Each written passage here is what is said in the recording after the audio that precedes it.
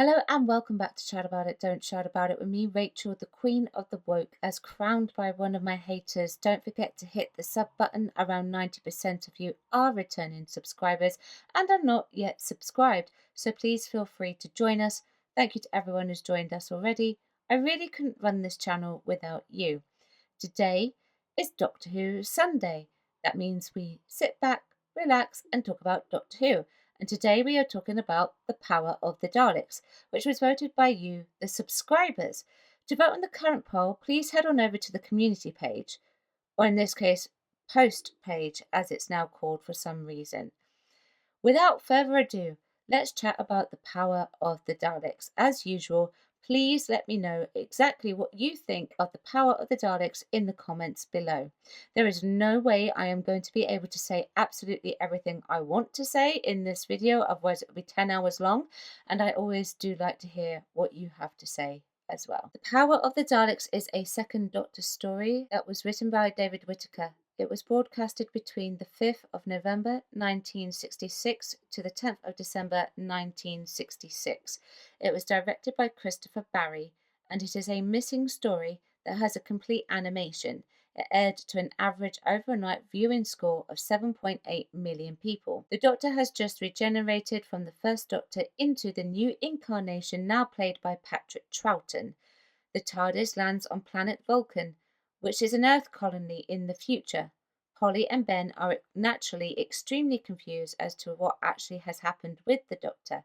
However, there is very little time to question it in great detail, and they just have to get on with it because the Doctor leaves the TARDIS. He is mistaken for the Earth Examiner. He gets knocked out. However, he is able to pull off a button from the culprit's clothes. Ben and Polly pass out from mercury fumes, and all three get rescued by Quinn. At the colony, the Doctor discovers that the scientist Lesterson is trying to revive 3 Daleks. The Doctor tries to warn them all of dangers around the Daleks, but to no avail. No one listens to him. The Daleks bide their time throughout the entire story, and it's not until the end that they reveal their true motives. I have a question for you all, my subscribers, and the people who were around when this originally aired in 1966. Do you remember any of this episode, this story at all? And if so, what was it like actually going from William Hartnell into Patrick Troughton? How did you feel? Because at that point, regeneration hadn't actually been given a name. It was a new concept, and this was a way to keep the show going after William Hartnell bowed out due to ill health. And whilst ratings had decreased, with the Smugglers having actually received the lowest average overnight ratings at 4.5 million people, did you feel like this new Doctor had brought back the viewership? Did he revive the show for you at all? It's very difficult for me, being a wretched millennial, to be able to judge it from this end because I was not born in the 60s. I was born many years later, and I apologise if I have actually just made you feel extremely old. Now, the companions are quite often the eyes for the viewer. That's what I actually believe. Everything that they say and they do is what the viewer would most likely think at home.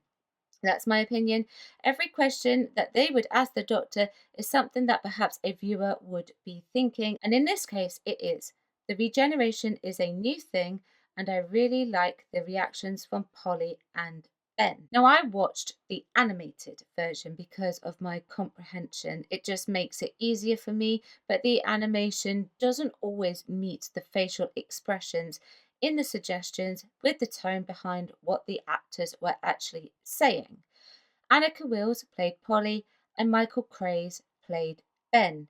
I find it interesting how both companions had very different reactions to the Doctor regenerating.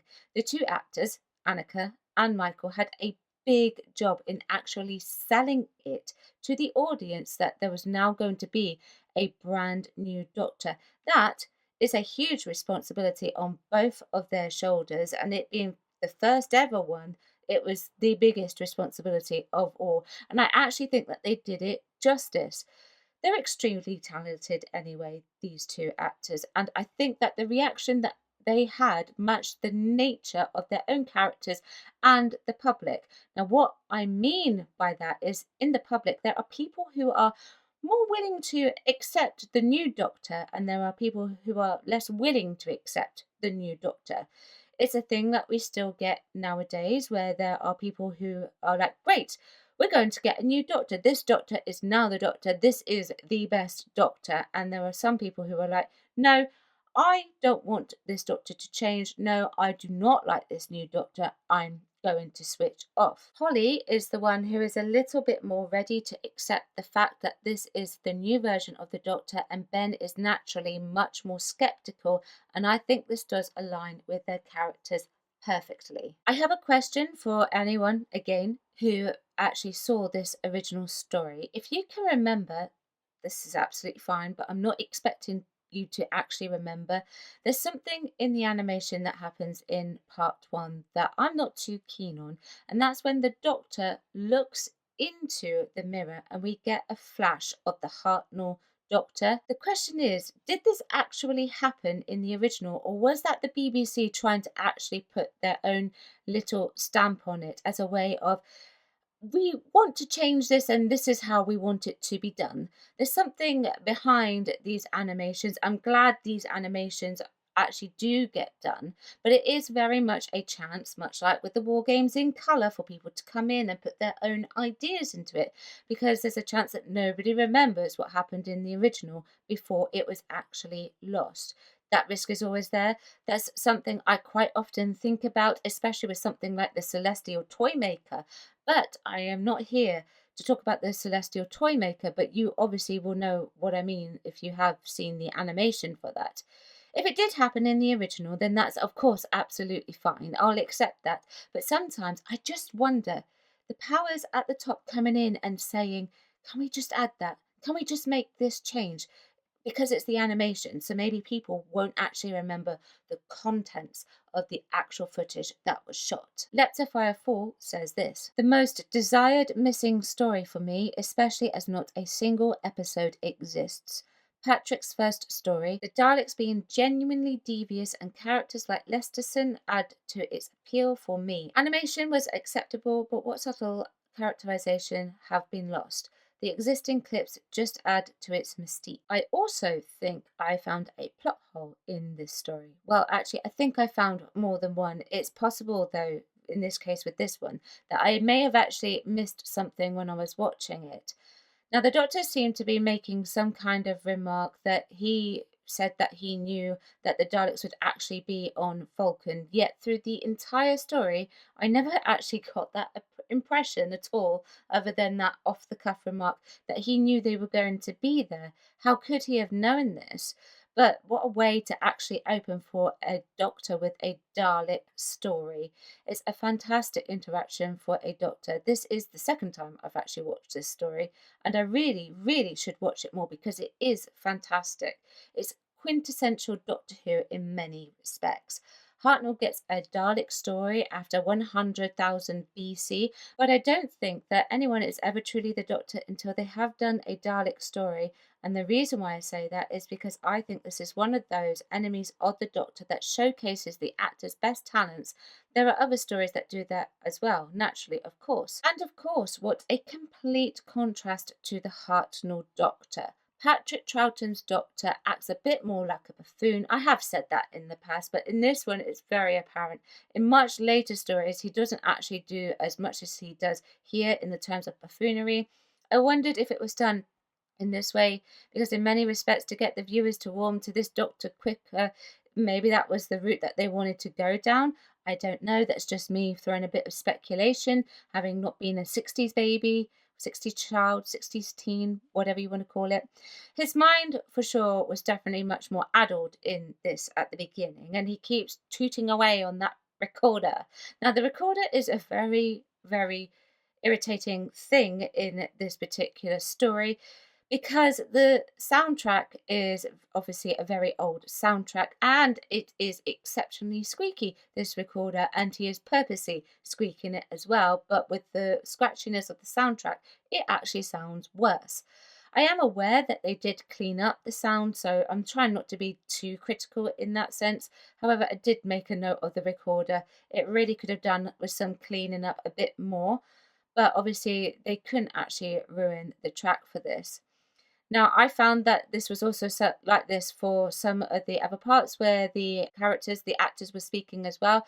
But it is what it is. I'm aware that they can't do a lot of the cleanup without spoiling the original track, as I have just said. And I am aware that they also use recordings from fans, the ones who used to make it on the little tape cassettes back in the day, and they've put them to the animation and things like that. There are various ways that they actually go about tackling these animations, but it was just something that I made a note of. That's all. Now, the animation is something that I've watched because of my comprehension. I'm not going to ever deny something like that. My visual comprehension is so much better than my listening comprehension. We all have different learning styles, and that is absolutely okay.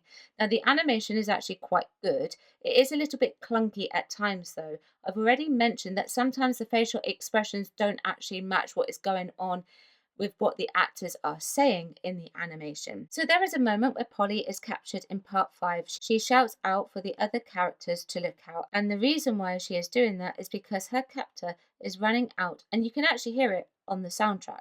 Actually, he's running out to attack Quinn, but in the animation, he covers her mouth. Now that I've mentioned that, you will never unsee it, will you? I think I also seem to have found another plot hole in part 2.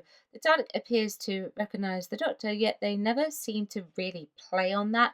They mention it more than once in the story itself, but they don't actually go into any further details.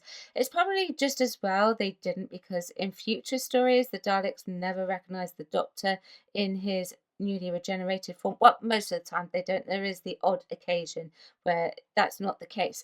I just found it interesting that they seem to recognize the Doctor, but yet they never went into the further details other than the fact that they seem to actually recognize him.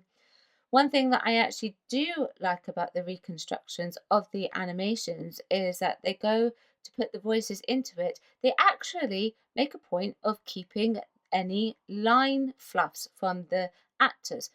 Now, obviously, line fluffs, they are mistakes. These would have normally been bits that I would have considered. Perhaps the BBC would have said, no, let's get rid of that fluff. Let's get rid of that mistake. Let's do this and let's do that. But they actually didn't.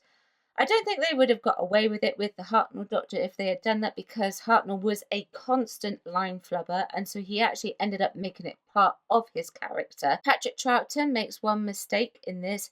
He went to say compartment, instead he said compartment, but he caught himself and made sure that he changed it mid-word. They decided to keep it in the animation, and I like the fact that they actually kept it in. They were always on a time crunch back in those days anyway, and actors were the least of the priorities when it came to doing reshoots in the BBC back then. So if they made a mistake, then that was it, basically. They made a mistake and it was going to remain there in film forever. And their chances of reshooting were very minimal. It was generally mistakes of lighting and camera equipment and set that obviously caused a reshoot. And well, let me just put it like this. Why do you think actors and actresses started to swear? Well, it was because they made mistakes and they never got a chance to do any reshoots. Now, what traits do you think Patrick Troughton pulled from the original incarnation of the Doctor and put it into his version of the Doctor? Now, the character itself is, of course, naturally still fundamentally the same character. He has made some changes, and that's absolutely fine. You can do that as long as you don't change it too much. And I'm looking at you, New Who. Yes, you. So this was the day before the sonic screwdriver was actually introduced. I mean, not the day. This was before the sonic screwdriver was introduced. Excuse me. The Doctor uses the Dead Examiner as his cover story to actually get into the colony. In New Who, he would just whip out the psychic paper, which is also as bad as a sonic screwdriver. I think that Patrick actually keeps the assertiveness of the Hartnell Doctor very much within this incarnation of the Doctor. He also does his quick boiling temper in this as well. I'm not saying he is a manic madman or anything like that. He really isn't. But the earlier incarnations of the Doctor were actually more likely to snap. And that is a fact. They were. And they were very clearly alien as well. Troughton still shows the Doctor having the utmost intelligence, but he does introduce a playfulness with this Doctor. I guess that's where I actually get the description of buffoon from. And I don't mean it in a derogatory way towards Patrick's Doctor. I really don't. There is much more of a tomfoolery around him, but fundamentally he is still the Doctor. Paul Richards VZ4PL says, excellent. The Daleks are their most manipulative. Paul Bowler 5345 was also in agreement. An iconic story and debut for the second Doctor. The Daleks were genuinely menacing and scary as well. So that can only mean one thing now. It is, of course, naturally time to talk about the Daleks. Now, of course, this is a very big story about the Daleks, and it's a style of story with the Daleks at that point in time that we wouldn't have really seen before. This is a new generation of Daleks being created, and this was really, really cool. It was awesome. I would have liked to have seen this in the original version. Of course I would. I really would have, but unfortunately it doesn't exist anymore. So I have to make do with like watching perhaps reconstructions, snippets of scenes, or in this case the animation. In part 4 you see a whole new sequence of the race of the Daleks being created. How awesome is that? I can imagine that would have been very difficult to actually do back in the day with a limited budget and, of course, naturally, a limited amount of set and filming time. You see it in the animation, it is pretty cool. I could not stop saying that. But it would have been even better seeing that live. And by this point, you actually got the whole public who are very well acquainted with the Daleks. They already knew the danger of the Daleks. So for the public, there was no naivety surrounding the Daleks, whereas for the colony, there was. Lesterson is a brilliant character in this. This story obviously plays on man's arrogance, and to be honest with you, I think this really shines through in the role of Lesterson. Man is very arrogant about what it can achieve, and so they will go to any great lengths to actually achieve it. I think that this is an example of man's arrogance. There are other characters that do this as well, for example, Reagan, but I think Lesterson is the main one in this for man's arrogance. I would have actually quite liked to have seen him survive, really. Is this sort of crazed scientist is obsessed with the experiment in regenerating these Daleks and bringing them back to life, reviving them, only for it to go all sort of Frankenstein's monster type of thing on him, and it just sends him absolutely berserk. He's a really cool character, and I really like how he plays his breakdown at the end. He's led to believe by Jan Lee that these Daleks are not dangerous, but Reznor was immediately suspicious, and I love that because they are trying to revive the Daleks by giving power to it. But suddenly he has misgivings because the eye stalk looks directly at him. And if a Dalek eye stalk looked at me like that, and if the Daleks were actually real, then I probably would have popped out a brick or two as well. I won't deny it. And I love the fact that this story actually toys with the viewer's mind, making them actually believe that Reznor is not dead, only for it to be revealed in part 3 that he actually had died at the hands of the Daleks. It was just that they wanted to pull the wool over the scientist's eyes and what the viewer must have been thinking at the time. Well, who's to say? But I'm quite lucky because I actually get to go from part 2 into part 3 and I find out straight away. Lucky me. But the viewers at home back in the 1960s would have had to have waited. And that is a very, very clever move. Did Reznor actually die? Well, we just don't know until we see the next part. Very scary stuff, especially because they know how dangerous the Daleks can actually be. This is one of those few times where the Daleks actually have every single cliffhanger in the story, or at least in the animation they do. So in part 1 you see what looks like a Dalek body scuttle under the door. Gosh, I would have loved to have seen that live if that were the actual cliffhanger. The innards of a Dalek casing is pretty disgusting after all. To actually see it moving and crawling along the floor would have been the stuff of absolute nightmares. I might have actually popped out another brick at that point as well. Then in part 2, the cliffhanger is that the Dalek is actually disarmed and the Dalek is saying, "I am your servant," which you know is definitely not the case with the Daleks. The colony on Vulcan believe that this is the case with the Daleks, but the Doctor knows that this definitely is not the case, and Polly and Ben also side with him on this. Then part 3, the Daleks saying we will get our power is the cliffhanger. Now, of course, at that point, you don't really fully know what they are talking about, and then you find out in part 4 what they actually mean. In part 4, the cliffhanger is the Daleks saying we are the new race of Daleks. In part 5, the cliffhanger is the Daleks conquer and destroy. And then at the end of part 6, even has its cliffhanger in itself. Now, I'm not sure if this also appeared in the original. It might very well have done. There is what appears to be a dead Dalek outside the TARDIS, and the Doctor stops and looks at it before going into his TARDIS, and then you believe the Dalek is actually dead. But when the TARDIS disappears, you find out that the Dalek still has power, and it looks up to where the TARDIS disappeared, which suggests that the Daleks are still around. The Doctor didn't actually defeat them. And we all know, with regards to the Daleks, is the Daleks cause absolute devastation. So in order to get rid of them, do we need to have absolute devastation as well? And we really do get to see the devastation that they actually cause in part 6. This story really is where the Daleks actually spend more time waiting. This is not actually a common story that we get with the Daleks. We do get it from time to time. But the Daleks actually have various sides to them. We get the mass shootout Daleks, and we get the rampage type of Dalek, and then we've got the Dalek that makes massive plans and kidnaps people and does things on living beings for their own experiments. And then, of course, we've got the Daleks who wait, and this is a Dalek who waits type of story. That one Dalek that we see left at the end of the animation will go on to wait. The Daleks, of course, would later come back in the series. In part 6, though, the Daleks definitely did not hold back, though they were waiting. They had got their power, and then they went into a mass shootout, causing absolute devastation. It's actually one of my favorite animated sequences. I think the animation actually made the Daleks really quite sinister in this one. They're sinister in this anyway within the writing itself, so I think it just pushed it forward a bit more. It would have been more epic to see it as it actually was, but like I say, well, it's actually missing, so I can't. I've said that the animation, of course, is a little bit clunky in this particular story, but they do actually animate the Daleks quite well in this. I will credit them for that.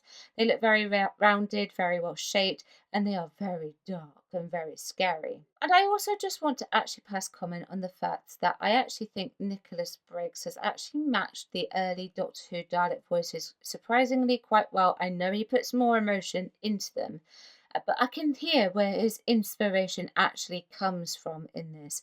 And I had to actually double check to make sure that he hadn't actually gone over and dubbed this for the animation, but he didn't. So the resolution to this story actually appears to come around quite quickly, but I think they actually sow the seeds for it much earlier on in part 3. I do like the resolution to this story. It is simple, but it's actually a little bit clever as well. It's cut off the power to the Daleks. Don't give them any static. We see the Doctor fumbling around in part 3 trying to sabotage the Daleks, but he fails and the Daleks get reactivated and they continue with their master plan so that they can get the static power into full circulation. That Dalek supply is shut off inside the capsule. I think this is epic. This causes all other Daleks to explode suddenly, so to speak, and they get powered down. And this, again, I would have loved to have seen done in real time. Gosh, I'm missing out not being the 60s baby, 60s kid, 60s teen, whichever you like. I'm not too keen, though, on the Doctor acting all surprised that he caused a blowback. The thing about the Patrick Troughton Doctor is that you always get the sense of, much like with the Sylvester McCoy Doctor, actually, that he knows exactly what he's doing and what he's up to, but it also doesn't come across that way. So I find it a bit more of a shady move from the Doctor, where he uses himself being knocked out as an excuse for saying that he wasn't aware that he caused the blowback and the devastation to the Daleks, but I actually think he knew. At least that's how it comes across in the interpretation of it, particularly towards the end. This Doctor is definitely not stupid for sure. He does not have his sonic screwdriver. At this point, we see in part 5 the Doctor is trying to break out of prison. Now, if he had the sonic screwdriver, he would have used that to get himself out of prison. However, he does not. He has the ingenious idea of using water in a glass to get the correct tone by playing it on the top in order to free himself and Quinn from prison. The early Doctor Who stuff and the later Doctor Who stuff from when he loses his sonic screwdriver in many respects is actually much more creative with how the Doctor can actually get out of situations because he doesn't actually have a fail-safe way of getting himself out of those situations. This is my way of reminding you all that I don't actually like the sonic screwdriver. You know how Bill Potts always says that she is a lesbian? Well, in this case, this is my regular reminder to you that I hate the sonic screwdriver. Be prepared to get this quite often. I have one thing to pull up about this story, and this is because I pull it up with New Who, so I will make sure that I will be pulling it up here. The Doctor is very blasé about Polly going missing. Polly gets kidnapped. Ben is very worried about Polly, naturally, but the Doctor doesn't appear on the surface to be worried about Polly. Now, obviously, Polly gets kidnapped because Annika Wills needs time off, and how they filmed stories back then is very different to how they film them now. And the stories back then would have been obviously longer, so this was probably the reason for it. They kept putting in things that kept getting the Doctor distracted, and obviously these things do add to the story so that he actually doesn't go and find Polly until she comes back much later, and then Ben gets kidnapped because obviously it's time for Michael's time off as well. And he tells Polly though to not worry about it because he can look after himself. Now, New Who is responsible for doing things like this, but I guess in the defense of the second Doctor, he does not run around chasing someone he is attracted to, but the Doctor really should have been paying much more attention to Ben. He was able to placate Polly, but he didn't do that when Ben was worried about Polly, and I just think that it shouldn't have happened. All in all, this is a fantastic story that shows us the dangers of the Daleks who wait. It is a fantastic introduction for Patrick Troughton, and hopefully by the end of this story, back in the 1960s, the young viewers were well and truly immersed with this new Doctor as well. That's what I think. Let me know what you think. Chat about it, don't shout about it. I will be back tomorrow at 4 p.m. and that will be covering all the Doctor Who news that came out last week that I haven't been able to cover yet because of my schedule. Thank you very much for watching. Like and subscribe. I'll see you tomorrow. Bye bye.